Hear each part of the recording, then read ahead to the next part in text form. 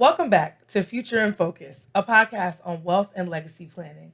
I'm your host, Antoinette Solomon. This show is where we explore the real tools behind wealth building, not the flashy stuff, but the foundational moves that create lasting results. And one of the most powerful tools we have is ownership, specifically business ownership.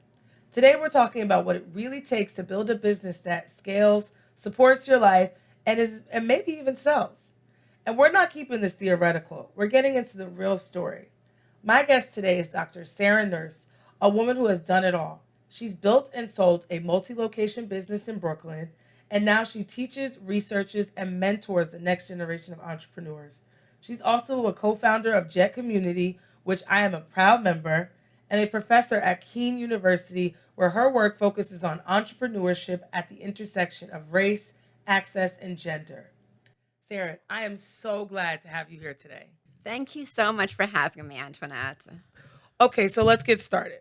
Now, can you tell us a little bit about the business? It was a dog grooming business, correct? So it was a full-service pet care services business. Okay. Yeah. That's a mouthful, right? Yes. No, it sounds amazing. So we did doggy daycare, dog grooming, pet sitting. At one point, I had a veterinarian on premises. Okay. Behavioral training. So pretty much was everything you could think of for a dog or cat. Okay, that's amazing. And this was in Brooklyn, right? It was in Brooklyn, yep. Okay, and so we all know New York City and its real estate is, it's prime, but it can be a little sometimes out of reach. So how exactly were you finding, how did you build this thing to 6 locations? I'm so interested in this. So we have to then go back 20 years. So you may think, okay, I started when I was 5 years old. No, I'm actually... Let's start from the beginning. So from the beginning. So okay. Let's go to the beginning. I was working at American Express for a while, and this is after I actually finished my MBA from Georgetown. Okay.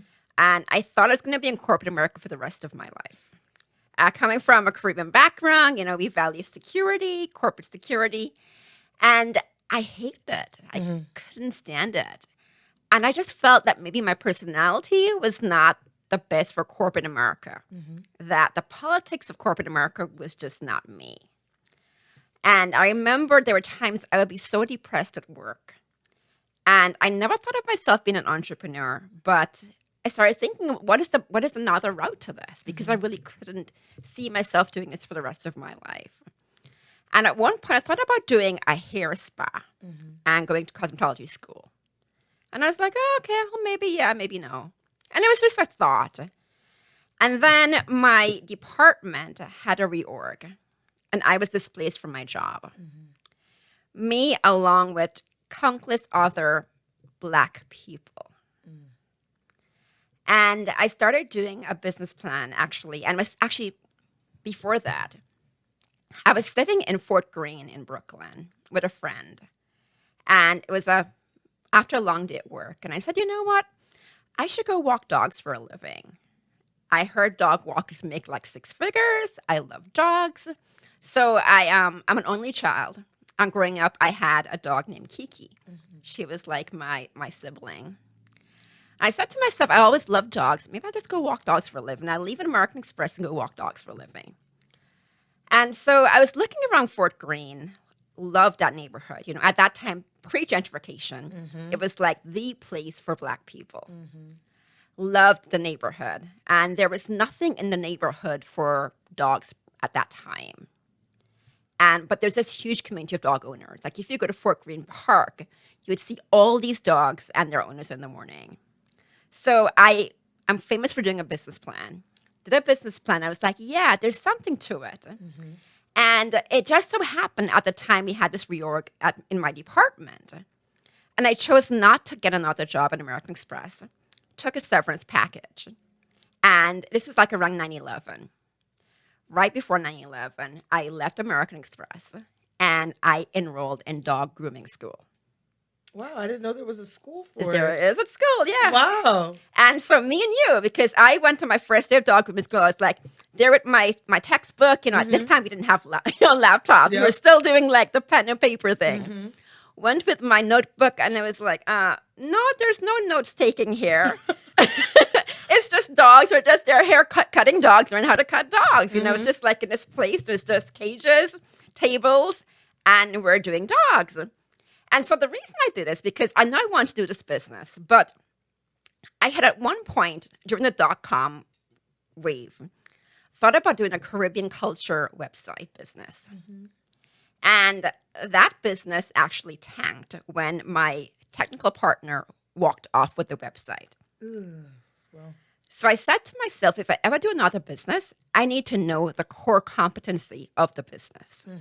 So I said to myself, if I'm going to do a dog, a pet care services business, I need to know how to groom a dog. I don't want to be a full-time groomer, but I need to know, in case my groomer walks out on me, what to do. So that's why I went to dog grooming school. okay. So I had that, and then I was looking for space in Fort Greene at the time. Now, it took me close to 2 years to find an actual location for the business. Now, think about it at the time. I was in my early 20s, young Black woman, competing with other businesses in a gentrifying Fort Greene who were trying to get space at the same time. Never been in business, so I was a risk for many landlords. Think about that. And also, I'm trying to bring dogs into this space, right? So I had a lot of stuff stacked against me. And so it took me 2 years. And then at the time, I also didn't have the finances completely in place. I thought that I had done this great business plan, approached a couple of banks. I was like, yeah, I'm going to get money, because I know how to do a business plan. I have an MBA. I can write a business plan. No. No banks. No banks. Nobody gave you Not money. at all. Nope. It's hard getting startup money. Nope, not at all. So I had some severance money from leaving American Express. Yep. My dad gave me some money, and then I cashed out my 401k. Okay. You took a chance on yourself. That's not the end of it. I also had an apartment that I sold Wow. and took every penny and started up Kiki's Pet Spa in Fort Greene. In honor of your family Yep, dog. exactly. That's Yep, beautiful. yep. So that's how I got started. Wow. So you already had ownership in something, right? You had your severance, which is great. You had family that you leaned on, but then you also used your own sort of assets to really start this business because you believed in yourself. Yep. You knew that you could make this happen. Exactly. You knew that it was going to be a success regardless. You just needed the money, right? Exactly. And if banks don't do it, as Black women, right, we're going to figure out a way to do it. Exactly. I love that story. That's Exactly. amazing. Yeah. So let's talk about Kiki's, you said day spa? Pet Spa. Pet spa, Kiki's Pet Spa, which Yes. sounds so cute. So let's talk about running Kiki's Pet Spa, right? So we got to the grand opening, we got the real estate, people are trusting you, you're here. Yeah. So what was it like running that business? Oh, what was it like? Well, day one, it was great. So it was a needed service in the neighborhood. So people, from day one, I was making money. I had like a contingency fund in case for 6 months. People always say, do you have working capital for 6 months? Have money, in case you don't make any money for the first 6 months. I didn't need to tap into that. From the first month, I was breaking even and making money, actually. Wow. I could cover my rent in the first week. I covered my rent for the month. That's amazing. So I was doing really, really well.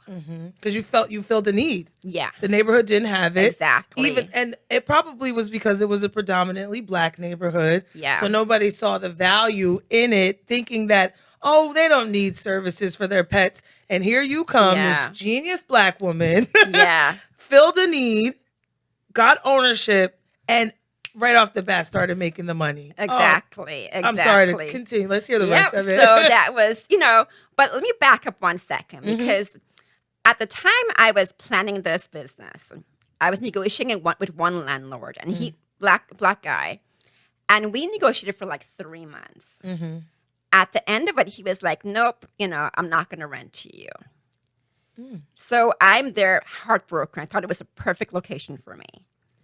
A week later, I walk by the space. I see a sign in the window. It says, coming soon, the Walker Pet Shop. No way. Yeah. Did he tell you somebody your idea? He did. I don't know what happened. But a pet shop. And I was like, I'm going to be the Wow. first one in this neighborhood. Mm-hmm. And, this is what happened. So I was so bummed. But lesson learned, because he was a very stickler landlord and he didn't want to have grooming there. So the person who opened up, all she could do was pet supplies. Oh, yeah, like a pet store. Yeah, so just a pet supply store.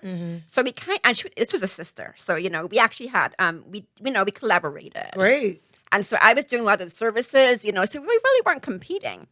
But interestingly, she actually went out of business 3 years later. Oh, unfortunate. Yeah, unfortunately, right? But I stayed in business because I had a larger space. If I had taken that space, I would have been restricted in terms of what I could have done. Yep. And the perfect space came up for me. So lesson learned is that you don't always have to be the first mover. And things happen the way they're supposed to happen. Listen, God, right? Exactly. I always say it like, if it doesn't work out, there's a reason for that. Exactly. There was a reason for that. And then you went on, you got this space, and now we are successful. We're rocking. We're rolling with this first location. Yep. How do we get to the second one? So the first location, I did pet supplies, I did dog grooming, and I had a vet on premises. Okay. So at the time, the neighborhood was zoned for only doing commercial. You couldn't do doggy daycare in the neighborhood. And there was a huge demand for doggy daycare. Oh, yeah. So I couldn't do doggy daycare there. But a few blocks away in the neighborhood was actually industrial. So I decided, hey, you know what? I can open up a doggy daycare and a pet hotel on the outskirts of the neighborhood. I still have access to the neighborhood. It's not too far away from my first location. So I did that. And I opened up the second location within maybe 2 years after the first location. Now, how I did that, I used some of the money that I was making, but not all of it. And I tapped into actually investors. Yep. Okay.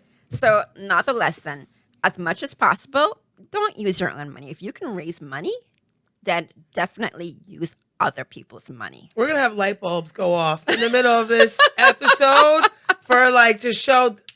Jem, make sure you're listening. Say that again. Yeah, as much as possible. If you can use other people's money, use other people's money. Hold on to your own cash. Amazing. Right? So you went out, right? You pitched investors. Yep. But there had to be something about you that those investors were buying into, right? Because they see ideas all day. Yes. But it's really the owner and how serious you are about your business, the way it's structured, if you're running it properly. So and it could have been family and friends, but even then, sometimes they could not, see the vision. Exactly. So how did you get the investors? What was that journey like? So a few of them were family, not family. A few of them were friends. Okay. The major investor actually was a couple who actually lived in the neighborhood. Wow. So they saw this and they were like, yeah, this is something here. They own pets and they knew there was a market for this. And they saw the business opportunity. Saw the opportunity. Yeah. So that's how it happened, really. That's amazing. Yeah. So then you have the 2 locations. Now, how do we get to 6? So I'll tell you, I need to break there that. were not 6 concurrently, right? Okay. So, and there's a reason for that. So then the third location happened maybe 2 years after the second location. And that was a smaller store. It wasn't doing doggy daycare. It was doing pet supplies and grooming in Park Slope. And that's where things kind of started to going a little bit, become a little bit more challenging, because I realized that I could do all of these things. And I kind of could find the money because I actually financed that store with an SBA loan. Okay. And I had no problems getting that because I had a track record. Yeah, you had the remember me, initially can't get any money. Yep. Now, years into the game. They're throwing money at you. Throwing money at me. They want to give me money. I went to the bank and they were like, do you want money? Do you want literally, more? Literally, they were like, do you want money, right? So I took the money and I opened up this business.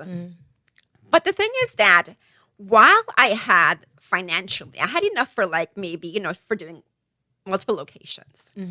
I didn't have the management structure. Okay. And finding the management was actually the harder part for me. And I found myself being tapped out because the other thing is, remember, I went to grooming school. Now, dog groomers are notoriously flaky. Oh, really? Yeah. I wonder why that is. So think about it, right? Think about being in a job where you are locked in a room with dogs all day, right? Yeah. We love dogs, yes. But dogs are not sitting there on a table cooperating with you. No. They're barking at you, they're biting you, right? So you have to have a certain personality to be able to deal with that. Okay. And it gets to you after a while. Oh, okay. Right? So finding groomers is really, really tough. So I had to end up being a groomer many times in my business. Now, I can't be a groomer in 4 different locations. Yeah. So I get to a 3rd location. I'm doing good, right? But then I'm getting pulled in all these different directions and becomes more challenging. So when I opened my 3rd location, again, another bit of serendipity. Sitting at the 1st location in Fort Greene one day, I never answered the phone. I was short-staffed that day. And I never answer the phone and say, hey, this is the owner, because I'm always getting these telemarketing calls. Yep. Someone calls, they're like, can I speak to the owner? I'm like, this is her. I don't know why I did that. It's this guy, a Jewish guy, he says to me, hey, you know what? I saw your information online. I have a space in Williamsburg, in South Williamsburg. It's a building. It's a residential building, high-end building. And we own the commercial condo on the 1st floor. It's 10,000 square feet. And we want you to open up a location there. And we're going to give you the money to do this. What? Talk about angel investor. Talk about angel investor. Yes. Wow. Would you believe that? So how long had you been in business when you got that call? It's probably, so this was like 2008. So I'd have been in business for 5 years. For 5 years. Okay. So, wow. Yeah. Okay. Now, the thing is that there are a couple things there. I can unpack that whole story also. Because I've been in business for 5 years. I had multiple locations. So if you look up, if you're a person who owns a building and you're seeing, my building has all these dogs. I want to do a dog business. Who can I reach out to? There weren't that many options in terms of people who were established and had multiple locations. So that was me. Yep. So he called me. I was the one, right? I was in Brooklyn. I had this presence in Brooklyn, right? So cool. I was like, that's neat. Now, what I did, I took a friend of mine with me, a male, because I didn't feel as if, I felt kind of self-conscious. I was like, here I am, a Black woman, trying to negotiate with a white Jewish man. How am I going to be perceived? We're still worried about it. Exactly. So I took my friend with me, Black guy, Black male, and as saying this is my partner. So I felt as if I need to have a male to show credibility. Even though, hey, I've been a successful business owner, right? Well, we know how it is. But I felt as if I need to have someone with me, a male, to show us credible. So anyway, took him. We negotiated for a couple of months. It worked out. And so this was the 4th location at the time, right? So now this is 10,000 square feet 10,000 in square feet Williamsburg in a high-end condo building. Exactly. Are you hearing this? Do you hear it? This is just money. Exactly, right? But again, it's a thing with management, because then who's going to manage these 4 stores? Yep. Right? And so at that point, I was like, this 3rd store that I opened up, it's going to make sense at this point. It's it's 300 square feet. It's not doing that much. And where I can put my energy is, let me keep with the 2 stores that I have plus this huge store. Okay. So then I ended up having 3 stores. Okay. So I went from possibly 4 to really 3. To 3 stores, yeah. But you took stock of where the business was, right? Where the revenue streams were coming in. Yes. And you made a decision. Yes. That strengthened your business. Exactly. So even though it could have been 4 locations, not really, because you probably would have been, spending way too much energy in the smaller store and the revenue wasn't there. Exactly. So you reassessed and you pivoted, which was what we talk about. Exactly. So now we've got this 10,000 square foot store. And so then I consolidated some more, because then what I did was that now the 10,000 square foot store is major. It's huge. It requires a lot. I had like everything I wanted to have in that store. It was 2 levels. I had these different dog runs. I had a doggy lounge. I had everything I possibly could want in a location. That sounds amazing. Right? So, and I didn't have to I put a little bit of my money into it, because they wanted to have skin in the game from me. But it was mostly their money, right? But so we're doing good. But again, it's hey, me tapped out. How am I managing all this stuff? Yeah. So I ended up consolidating the original Fort Greene store and the pet hotel. Now, how was I able to do that? Remember, initially, I opened up the second location, the pet hotel, because of the zoning issues. Yep. Now, at some point, zoning laws became more flexible. And I had excess space in the first location.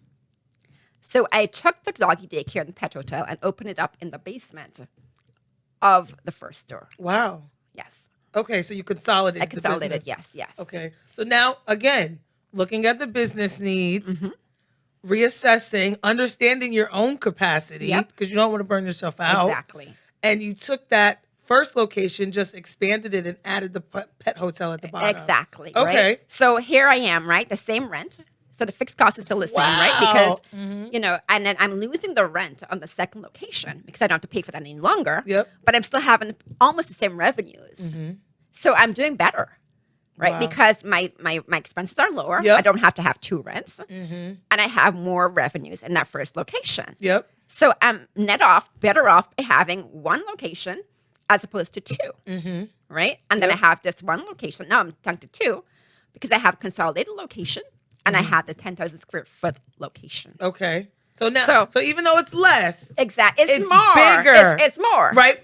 So when we talk about scale, right, it doesn't necessarily have to be more doors, more rents, more things. It's really more capacity and the ability to serve more. So with this restructured business, you were able to probably serve a greater population. Exactly, right? And it's about optimizing your resources. Yep. You know, because if I have excess spaces not being used, then why not use it? Exactly. So that's what I did. So then now I have these two stores. So then now store number 5 comes because, again, sitting minding my own business, someone calls me and they're like, yeah, I know you've been in business for a while. We have a space in an apartment building again. It's a small space, but we're willing to give you really cheap rent, and you can service the pets in the building. And in Williamsburg also. Yep. I was like, I don't know if I want to do that because I have a lot going on right now. But I was like, at the end of the day, it's not that far from my Williamsburg store. My strategy was that if it doesn't work out, I'm going to market doggy daycare to this store, this smallest store in this building. And if it doesn't work out, at least I've gained clients for doggy daycare. Yeah. That will be able to go to my other store in Williamsburg. So in the back of my mind, I was like, I'm not feeling it because it was a small space, and all I was going to be able to do was pet supplies and grooming. Okay. And I'm like, I'm not feeling, I'm at the point where I don't want a small store, really. It doesn't make a whole lot of sense.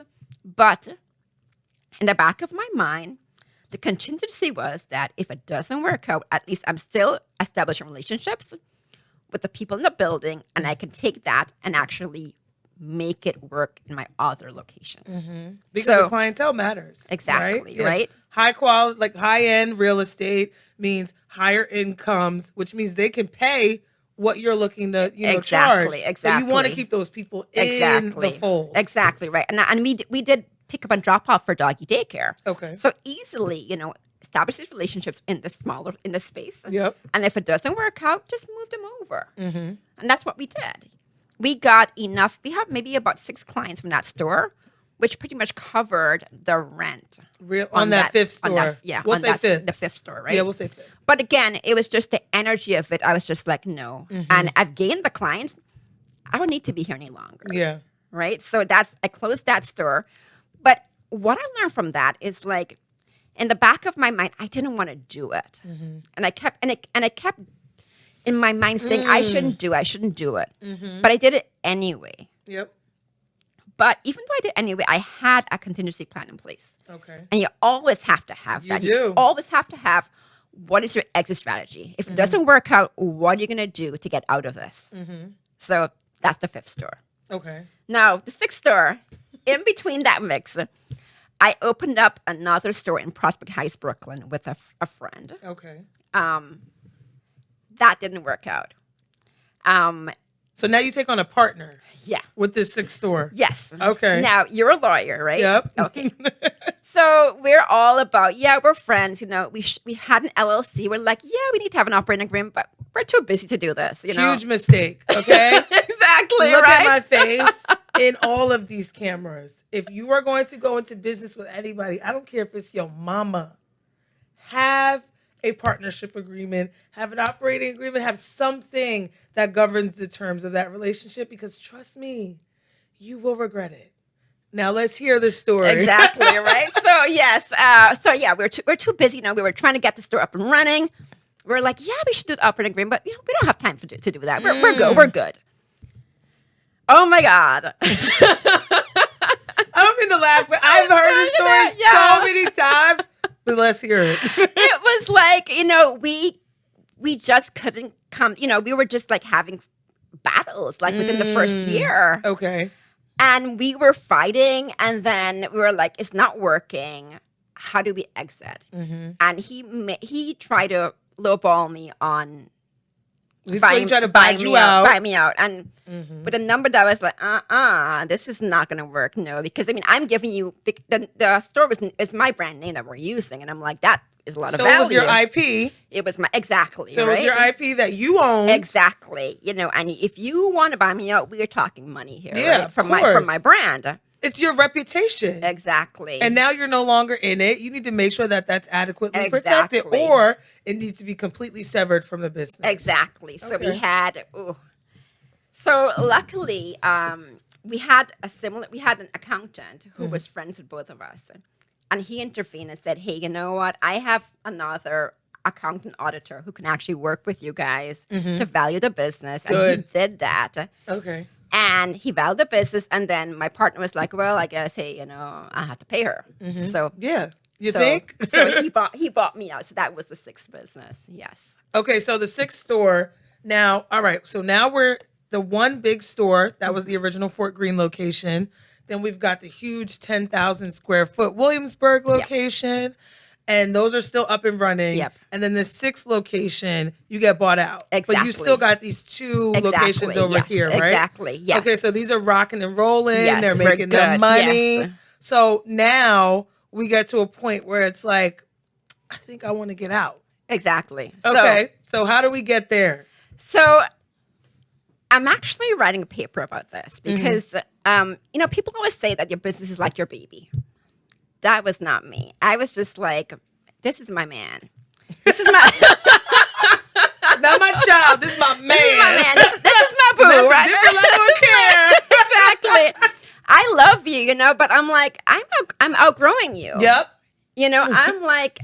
So I actually had done a lot of volunteering, like in the Caribbean with my high school and my association. Okay. And I love the mentoring of teenagers, of youth. Mm-hmm. And in my business, I did a lot of mentoring of teenagers also, especially youth of color. Mm-hmm. And I loved doing that. And I wanted to do more of that. And I couldn't do it within my business. Mm-hmm. And so I was like, what do I do? And I felt unfulfilled in my business. Mm-hmm. And so I was like, you know what? I'd always thought about doing a PhD. Okay. And I like the intellectual challenge. Mm-hmm. And I want to be able to say, hey, you know what? What I've learned as a woman of color entrepreneur, how can I teach others what I've learned and what I've gone through and the challenges that I've had? Because, hey, you know what? I have a background in business educationally. Mm-hmm. I have a bachelor's degree in business. I did an MBA from Georgetown. And no one taught me about what I would encounter as a Black woman in business. Mm-hmm. So how can I take what I have learned, and I haven't told you half of it, of what I went through in terms we could of be here for 3 hours. Racism, sexism, and all this stuff. And I say, no, well, how can I actually take this, what I've learned, and help other people who look like me? Mm-hmm. So combine the two. Decided to go do a PhD, did that, and I was like, you know what, time for me to be out. Mm-hmm. I want to, teach other people entrepreneurship. I want to research entrepreneurship. I want to research race and entrepreneurship because this is my lived experience. It's you, yeah. This is what I've gone through. Mm-hmm. And so I went to the new school, did my PhD, finished in 2021. And during the course of doing my PhD, I closed the Williamsburg location. Mm-hmm. And the 10,000 square foot location. I closed that location. Before you sold. Yes. Okay. Now, I didn't close, I consolidated because what we had, that was mostly doggy daycare. Mm-hmm. And we did pick up and drop off services. Okay. So what we ended up doing was actually having a doggy bus Mm-hmm. in Williamsburg every morning. Oh my God, that had to be adorable. That was picking up those dogs from that location Yep. and bringing them over to the Fort Greene location Mm-hmm. where they would be serviced. Okay. So it was, I didn't think of it as closing. I thought of it as a consolidation. Consolidation. Again. Yep. Restructure again. Yes. Yep. And so that's what I did with that. Because again, I was in doing a PhD and I couldn't do, there's so much of what I could do. And managing all of this had become a lot. And I knew I was actually going to leave the business eventually. Mm-hmm. So I did that. So now we're down to one location, right? Yep. And then I know I want to exit. And I'm thinking to myself, okay, how do I do this? Now, I've had business brokers over the years contact me about selling your business. Selling my business. Mm-hmm. And I was like, yeah, I could do that. But I had one employee who'd been with me for a long time.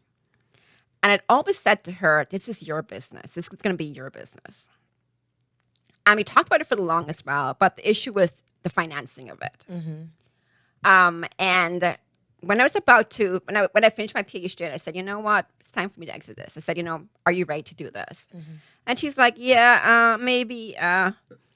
So you did say they were notoriously flaky. But she wasn't the groomer though. She wasn't the groomer, but she was actually my manager of the store. Okay. So I loved her, and she was a woman of color. Mm-hmm. And so for me, it was more about generational transfer. Oh, I had to have. Now the thing is that it was about the money also, right? Because I could not walk away from this and not recoup what I'd put into this. Of course, yeah. So it was a combination of I needed to make sure that I recouped what I put into this, but I didn't have to maximize my profit if I was going to keep it within the the community. Mm-hmm. And so that's what I did. So she was like hemming and hawing, and I said, you know what? I'm tired. Mm-hmm. If you don't do this, I'm closing down. Because this was like during COVID. Mm-hmm.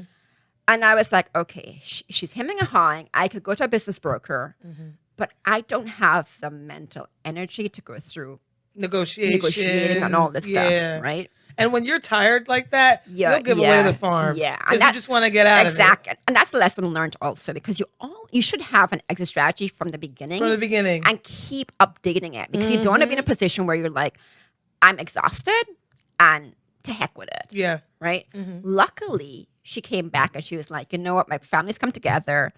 They're going to give me the money and we're going to buy this. Amazing. So it ended up being that she bought it. Mm-hmm. And it happened literally within 5 days. Oh, look at that. Because one day I'm like, I'm exhausted. I'm going to close down. She's not doing anything. By the 5th day, she's like, we come together. We have the money. We're going to do this. Wow. And that's how it went. And you transition out, and then she came. I transitioned out. Yep. And look it was at literally that. within 5 days. So you were. I was done. Hands were clean, and you were done. Yeah, I was done with my man. Wow, you were done with your man. You have moved on to bigger and better things. Yep. That is an amazing story. So there were so many themes there, right? There was like ownership, restructuring, pivoting, which I think is super important because I think people, they have these ideas about their business and they even myself, like we want to, rigidly follow these ideals because this is how we see the business, not understanding that things happen for a reason, things fall apart for a reason. You have to be comfortable with the pivot in business. It's not going to always look the way you want it to look, but you got to be comfortable in that pivot. And you were comfortable in every time, you needed to go back and forth, you needed to get out of something or get into something or shut something down or restructure something or consolidate something. At every move, you kind of were like, this is what it is, and this is what the market looks like, this is what the business looks like, and this is the way I gotta kind of move. Exactly. So you ended up selling it for a profit, correct? Yep. And now we're out of it, right? Yes. Kiki's Pet Spa. It's still there. It's still there. It's still there. Yes, it's still the same name, right? Because she wanted to make sure that we kept the name. In honor of Kiki or in honor of you? Because we have a brand. Yeah. So she wanted to keep the name. She didn't want to change the name. That's amazing that it's still there. So Kiki is still there. Do you still keep in contact with her? I do. That's amazing. I do. How's she doing? She's doing good, and because it's in my neighborhood, it's near me. Yep. So I pass it every day. When I go running in the park, I pass it every day, Wow. but it's like, part of me is like, I don't want to know. What's going on? You removed. And this is why I said it's not my baby. It was like, I was in a relationship. Mm-hmm. I got a lot from the relationship. I learned from the relationship. You wish it well. And I wish you well. And, we're good. You got, Mm-hmm. you have somebody else who's taking care of you, and we're good. Wow. And look at that. You set roots in that community. Fort Green's probably Yeah. super expensive Yeah, now. yeah. But like your business, your impact is still there. Still there. That's amazing. And Yeah. that's what this whole podcast is about. Generational legacy, impact in our community, and actually creating roots and leveraging whatever that asset is to make your money for yourself and Yeah. then go on to do amazing things. That is so amazing, Saran. Yeah. I'm like obsessed with this story right now. Like I've got like goosebumps. Okay, so now we've sold it Yeah. for profit. You've made your money. You're out of it. Now let's transition to the teaching, right? Because now not only are you an experienced entrepreneur who scaled a business and sold it for a profit, which that in and of itself is an accomplishment.